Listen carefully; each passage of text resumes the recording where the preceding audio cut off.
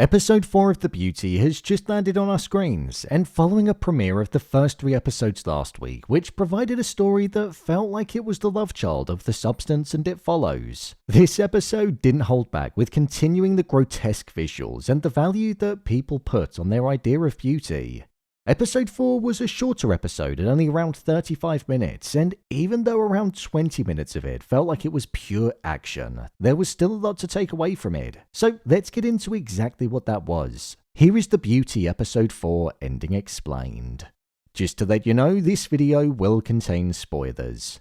The Ending Explained.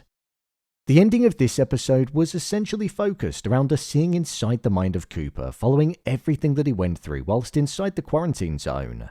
He found out that Harper had been intimate with Ashley Sanders, somebody that was in the explosion zone of episode 3, and with him potentially being infected, we saw how the guards were treating him. This instantly set a divide between Cooper and the other officers. Cooper was still treating the people that could have been infected like humans, whereas the guards weren't. So this positioned Cooper as a good person. Pair that with what we learned about him last week, where he said how he didn't let anybody's opinions of him make him insecure or make him want to change anything about him. It makes him the only character in the show that we've come across that's like that. With Ashley, what his role in this episode was to essentially show us that it's not always beauty that's something that makes people feel looked down upon in society. Ashley was somebody that people would say is attractive, but even he felt like he was an outsider around others. He felt like an outsider to the people that were working at the company that were in entry-level roles because their family had generational wealth. So it connected wealth to beauty for the first time in the show and positioned them on different levels of society. When Cooper was speaking with Manny, we also saw that he was being kind to him, even though the others weren't. The prodding of him and also the fact that they were going to kill him was something that Cooper just disagreed with. Cooper was the one who said that they needed him alive, and as we saw, he stuck tranquilizer in him, and once that didn't work, the taser finally put him to sleep. The tranquilizer not working was something that was actually a really important detail. There was enough of it to put a grizzly bear to sleep, but even that wasn't enough to get him to stop. So it just showed how dangerous this virus could be once it was inside of a subject. So if it does get out into the public on a mass scale and become a bit of a pandemic, the world could become very destructive. Manny was essentially just like Jordan in the sense that once he transformed, he was disgusted at what he saw. Even though in society's eyes, that might have been what was more beautiful, in his eyes it wasn't. He was comfortable in his own skin, so it highlighted how subjective beauty is and that one product being rolled out wasn't necessarily going to be a one-size-fits-all. The final thing that we saw in the episode connected to the title of it, Chimp Face, and a scene earlier on. Cooper was asleep, and during his dream, he believed that he saw Jordan standing on the edge overlooking the water. Throughout this episode, he'd been trying to get a hold of her, but he'd been unsuccessful in reaching her, so he was worried that she might have been hunted down just like what he was when they were in Italy. As he approached her in his dream, when she turned around, she had the fleshy face mask on, giving her the chimp face, and then he abruptly woke up. With her then arriving at his door and him not recognizing her because, as we saw in the second episode of the show, she contracted the virus and her whole appearance changed. It was then symbolic of the fact that the face that she now had might as well have been the chimp face because he didn't recognize her at all. This wasn't the Jordan that he knew, but it was now somebody else. It also showed how the product that Byron was selling was essentially like the skin grafting process because their entire body was transformed. This also connected to the opening scene of the episode as well. We saw both Jordan and Cooper at the Trevi Fountain where he made a wish where he said that he'd hoped that she didn't fall in love with him.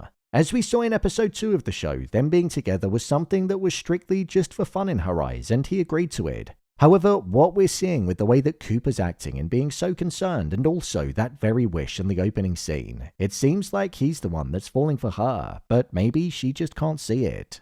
It does make me question how her new change in appearance could potentially alter their relationship moving forward, and if he's still going to feel the same. The deeper meaning of the episode. When it comes to the deeper meaning of the episode, I feel like a lot of the message could be taken away from the surgeons that we saw and also Ashton Kutcher's character Byron. When Cooper was chasing after Manny, he entered the room where Chimpface was having work done on them. They were having a donated skin graft put on their face, which was going to make the damage that was done to their face after being mauled by a chimp look far less severe. The skin grafts were donated by people that had died, which essentially meant that they were flayed before they were buried or cremated. The doctor was concerned over the fact that Cooper was chasing Manny and said how he turned tragedy into hope, which I thought was a valid point, but the obsession that he had and by calling them his angels was rather strange. This showed a different perspective of beauty and how not all surgery is necessarily bad and exploitative. However, when the surgeon said, "Don't let beauty be wasted on the dead," it showed that maybe he didn't have the best intentions at heart. However, what it did show is that surgery wasn't always necessarily done for vanity reasons. Another main takeaway that I got from this episode was from Byron. We saw him enter his headquarters for the product that he's planning on selling, which he's looking to roll out on September the 9th, which is World Beauty Day. But now he instead wanted to claim the day for his own. He was told over and over again that the product wasn't ready due to the sheer amount of side effects that it was causing, and even the boosters had side effects as well. But he didn't listen at all. All Byron cared about was the fact that they were on day 1238 and the progress was taking too long. He wanted the testing to be grinded to a halt, he wanted to double production, and he also decided that he wanted to water the dosages down, but keep it at the same price. This showed how the leaders in the industry didn't care about their patients in the slightest, and I feel like this was highlighted because that's essentially what the industry does feel like. As long as their pockets are being filled, the side effects and the well-being of the patients isn't of their concern because they're just a number to them. When he was told that further testing was needed due to the virus mutating inside of the patients' bodies, he said, "None of that matters, I'm giving them an injectable filter." In his eyes, beauty is the number one priority over health, which should never be the case. But the sad reality is, there are people out there that do quite literally view it like that. Antonio and Jeremy. During this episode, these two characters took a bit of a backseat for Cooper, which I didn't actually mind. Antonio took Jeremy to a tailor to get some suits made up for him, and it was during this scene where Antonio kept telling the tailor to make the suit tighter and tighter. This is a place where Jeremy had clearly never been before, and the fact that it was getting tighter and tighter is something that Jeremy wouldn't have ever had before either. So it showed just how much he'd changed and the newfound confidence that he had within him. The thing with Jeremy though is that he's on the clock, and little does he know that right now the timer to his implosion is counting down. As well as that, Antonio was talking Jeremy through some ground rules about what he can and can't do when being intimate with somebody, because he was now under the strict instructions to not spread the virus. Their story concluded with them heading to CDC because there was a target that was alive that they needed to get, so I believe we'll see them doing their first hit together in the next episode. My review of the episode. I thought this was a really solid episode of the show. With it only being 30-odd minutes, it did feel drastically shorter, especially because we got 3 episodes last week, so it didn't actually feel like we spent that much time in the universe of the show. I would also say that the criticism that I had last week with the episode's endings not really feeling like a cliffhanger or a conclusion, and it instead feeling like a scene change was present in this one too. It's strange because it genuinely feels like it's going to cut to something different, not the credits. They were genuinely my only criticisms of this week's episode. The decision to focus on Cooper was a good shout as well, because the scene with Ben Platt was really enjoyable to watch. Seeing the confused state that Manny had and the sheer panic that he was in was terrifying to watch. The rampage was also amazing to see on screen as well. It was so immersive, and I feel like I just didn't know how it was going to conclude. When he started transforming, when those strange spikes started appearing on his back, and when he was peeling the skin off his arm, it was disgusting to look at, but the effects looked really cool. It achieved what it wanted to do and probably needed to do, which was make me look away.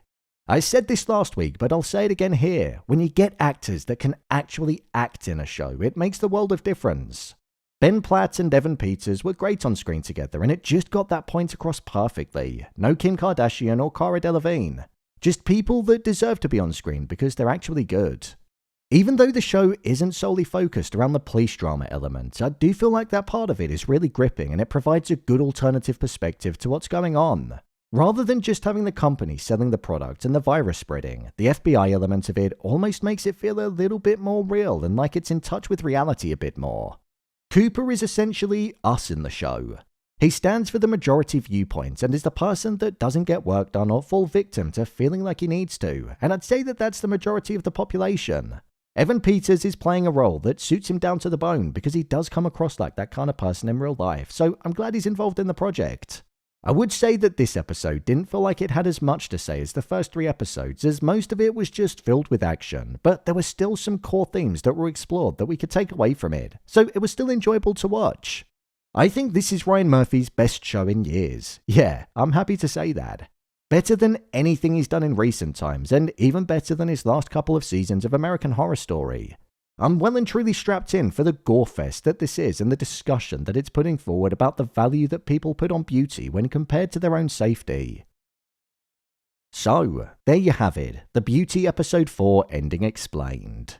If you want to see more videos on The Beauty, then check the playlist below. I'm breaking down the show every week, so be sure to subscribe so you don't miss future videos. What did you think of this episode? Share your thoughts in the comments. As always, thanks for tuning into the video, and I'll see you in the next one.